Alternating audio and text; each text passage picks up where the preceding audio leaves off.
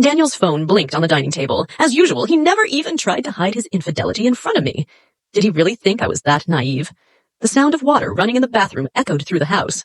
With a sigh, I struggled with my pregnant belly and slowly stood up. Hoping for a quick solution, I tried all the obvious, passwords from our wedding anniversary and our birthdays. But none of them worked. My hands trembled as I entered the date from Kara's ultrasound report. Success. Biting my lip in frustration, I sneered as I opened the messaging app's storage. Sure enough, Kara's profile picture was there. Their avatars matched. He said, "If love lasts forever," and she replied, "Does it matter if we're together every day?" I clicked into the chat and was greeted by a flood of "Darling, I miss you," and "Baby, when will I see you again?" Determined not to let my emotions take over, I activated the screen recording feature. Next, I opened Daniel's shopping app. To my dismay, his order history was filled with pregnancy supplements, skincare products, and makeup. They were all sent to the same address. Every delivery was made to Kara. With one hand resting on my restless baby, I took screenshots with the other. I sent the videos and the screenshots to myself, then carefully deleted the evidence. Satisfied that everything was in order, I placed the phone back exactly where I had found it. Waddling back to the bedroom, I lay down on my side. The weight of betrayal settled over me as my heart felt like it had a hole ripped through it. And I couldn't stop shivering from the cold weight of betrayal. After 7 years of marriage, I had been reduced to a cruel joke. When Daniel came out of the shower, his phone rang. From my vantage point, through the crack in the door, I saw his face soften as he answered the call. Glancing toward the bedroom, he carefully stepped out onto the balcony, closing the door behind him. Curiosity gnawing at me, I forced myself up and stood by the door, watching him. I couldn't make out the words, but his expression was tender, with a slight smile. At some point, whoever was on the other end must have said something that made him frown in discomfort. But soon enough, he caved, agreeing with a subtle smile. The chill in my chest deepened. Slowly, I turned and dragged myself back to bed, feeling as if the air had been sucked out of the room. Even breathing felt like a burden. A few minutes later, I heard Daniel tiptoe back inside. One of his hands rested on my belly, while the other gently brushed the hair from my forehead. His voice was soft as he whispered, "Baby, there's an urgent project at work. I need to go in."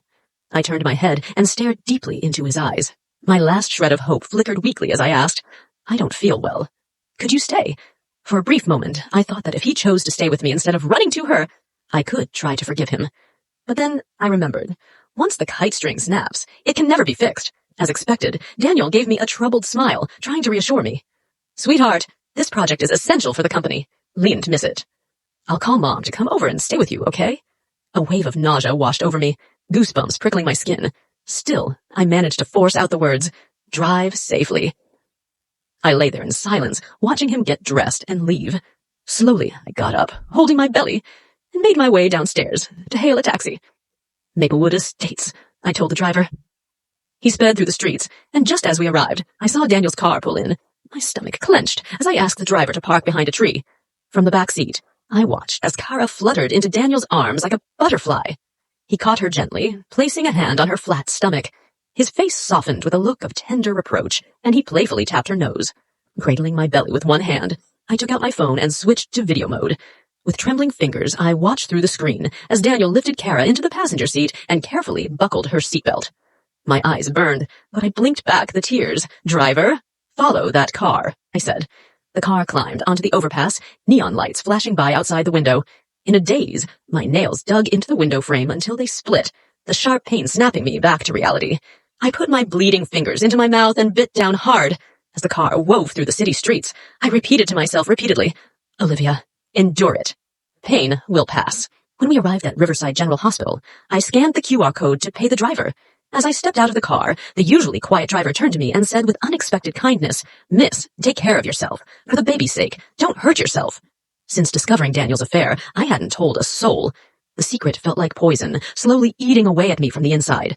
The kindness of a stranger felt like a fresh breath of air, pulling me back from the abyss. I gently closed the car door, offering him a small smile. "Don't worry, sir. No one can hurt me anymore. Because I'm ready to throw the trash where it belongs."